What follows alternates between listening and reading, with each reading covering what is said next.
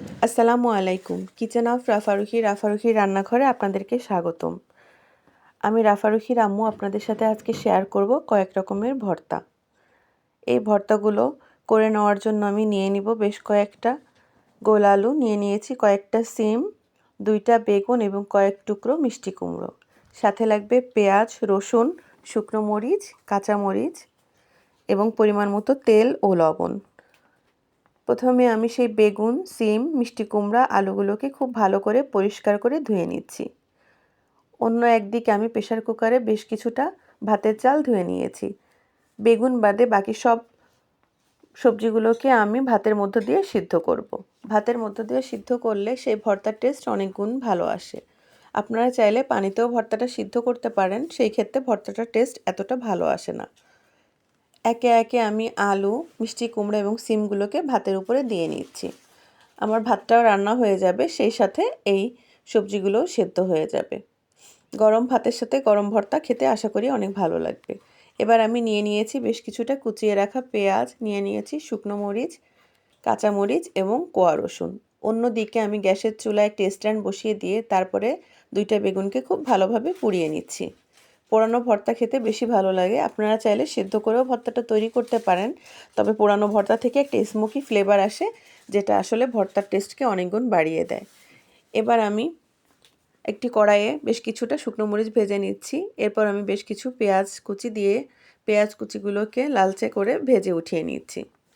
পেঁয়াজ কুচিগুলো যখন ভাজা হয়ে যাবে তখন একে একে আমি রসুন এবং কাঁচামরিচ ভেজে নিব।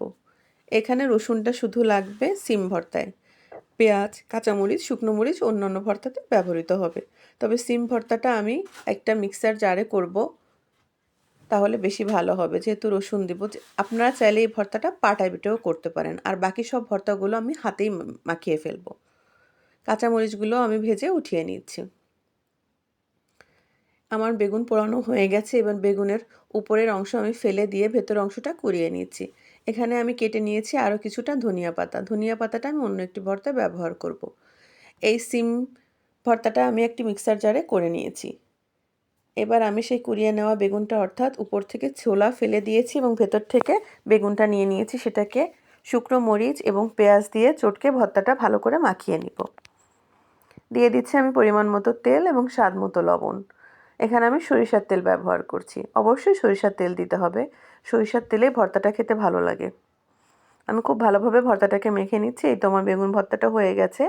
এবার ওই একই প্লেটে আমি নিয়ে নিয়েছি সেই সেদ্ধ করে রাখা মিষ্টি কুমড়া। তাতে দিয়ে দিচ্ছি আমি সেই ভেজে রাখা পেঁয়াজ, দিয়ে দিচ্ছি কাঁচামরিচ,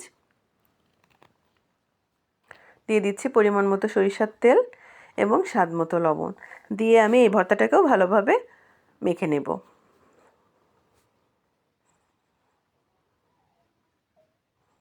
ভর্তা খেতে কে না পছন্দ করে, সেটা যদি হয় গরম ভাতে, তাহলে তো কোনো কথাই নেই। মিষ্টি কুমড়ো ভর্তা হয়ে গেছে। এবার ওই একই প্লেটে আমি নিয়ে নিচ্ছি ভেজে রাখা আরও কিছুটা পেঁয়াজ, নিয়ে নিয়েছি কাঁচামরিচ, শুকনো মরিচ এবং সেই ধনিয়া পাতা। এবার দিয়ে দিচ্ছি স্বাদ মতো লবণ এবং সরিষার তেল। দিয়ে আমি আলু ভর্তাটা করে নিচ্ছি। আমি এখানে ধনিয়া পাতা অল্প একটু দিয়েছি, আপনারা চাইলে ধনিয়া পাতা দিতে পারেন, না চাইলে স্কিপও করতে পারেন, এটা সম্পূর্ণ অপশনাল। আমার আলু ভর্তাটাও হয়ে গেছে। এবার আমি পেঁয়াজ ভর্তা করব, অর্থাৎ বেশ কিছুটা কাঁচা পেঁয়াজ দিয়ে দিচ্ছি, শুকনো মরিচ ভাজি দিয়ে দিচ্ছি, কাঁচা মরিচ ভাজি, স্বাদ মতো লবণ, বেশ কিছুটা ধনিয়া পাতা এবং সরিষার তেল। এই পেঁয়াজ ভর্তাটা দিয়েও ভাত খেতে অনেক বেশি ভালো লাগে। অন্যান্য ভর্তার সাথে যদি একটু পেঁয়াজ ভর্তা বা ঝাল ভর্তা হয়, তাহলে খাবারের টেস্ট অনেক গুণে বেড়ে যায়। একে একে আমার এই 5 রকমের ভর্তা করা হয়ে গেছে। এখন আমি ভাত বেড়ে এই ভর্তাগুলো দিয়ে পরিবেশন করব। এই তো আমার 5 রকমের ভর্তাগুলো একটি সার্ভিং প্লেটে নিয়ে নিয়েছি। জানি না আমার এই ভর্তা আপনাদের কাছে কেমন লেগেছে। এখানে রয়েছে আলু ভর্তা, সিম ভর্তা, মিষ্টি কুমড়া ভর্তা, বেগুন ভর্তা এবং পেঁয়াজ ভর্তা। সমস্ত ভর্তাটাই আমি হাতে মেখে করেছি। আমার এই রেসিপিগুলো যদি আপনাদের ভালো লেগে থাকে, প্লিজ আমার চ্যানেলটিকে সাবস্ক্রাইব করে দিবেন, লাইক, কমেন্ট, শেয়ার করে আমার পাশে থাকবেন এবং নতুন নতুন রেসিপি পেতে চ্যানেলটিকে চোখ রাখবেন। আসসালামু আলাইকুম।